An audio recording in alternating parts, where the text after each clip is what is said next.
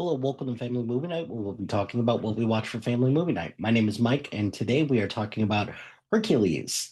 No, not the legendary adventures of Hercules, not the many, many attempts to reboot Hercules for the 21st century with either The Rock or somebody else or Roy Kent or what have you. We're talking about the 1997 Disney version. Premise of this, the son of Zeus and Hera is stripped of his immortality as an infant and must become a true hero in order to reclaim it.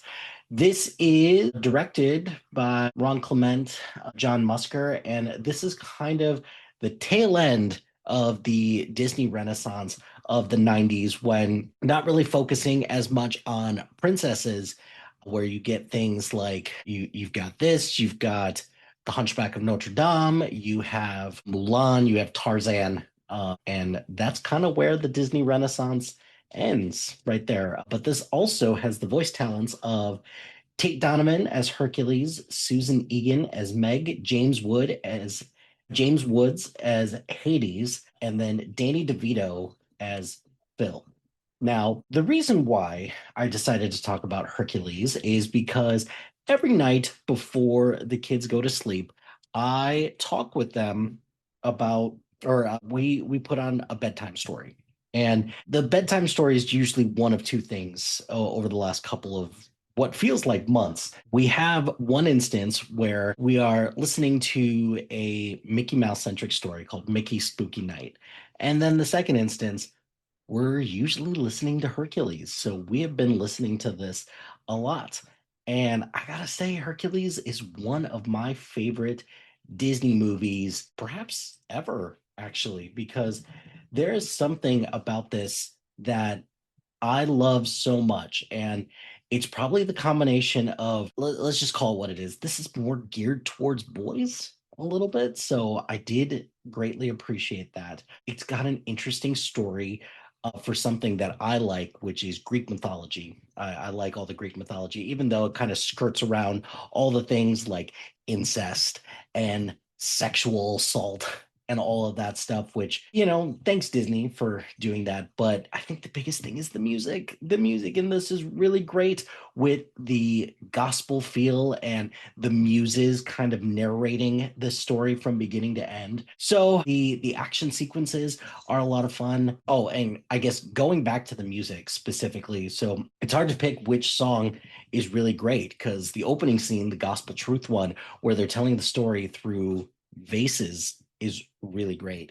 Then you've got the main song, which is this Go the Distance song, which as a distance runner in high school, this was something that I listened to a lot, quite a bit. The Zero to Hero song is really, really outstanding as well. A great way to showcase a montage of all the different things that Hercules is doing, but then also Meg's song as well. The I Won't Say I'm in Love. That's a great song too, and I think Meg is a pretty underrated Disney heroine. Can't quite call her a Disney princess, but she's pretty high up there. So I think for her, it's because she's super sassy and she's just really great in a lot of ways. So I really like Meg as a character. So a couple other things I like about this. I think Baby Hercules was adorable, and Baby Hercules paired with Baby Pegasus was really great too. I thought the writing in this was really smart, putting in some just random jokes for the adults there, like the Narcissus joke about Narcissus. We haven't seen something like this since Narcissus discovered himself. I thought that was a nice touch. And then the one that gets me each time because I was way older. I was an adult when I finally realized this. When Hercules goes to Thebes and he's on his first, trying to help out those boys. When they're like, somebody call IXII, I didn't realize that meant 911. Not until I was an adult. That is so that's fun and smart writing, so I'll give it that. Danny DeVito is just a great shepherd of all the different things. Danny DeVito is a great shepherd for Hercules, training him to be the person that he is, and then just going the distance and just being tough, being being a great mentor as well.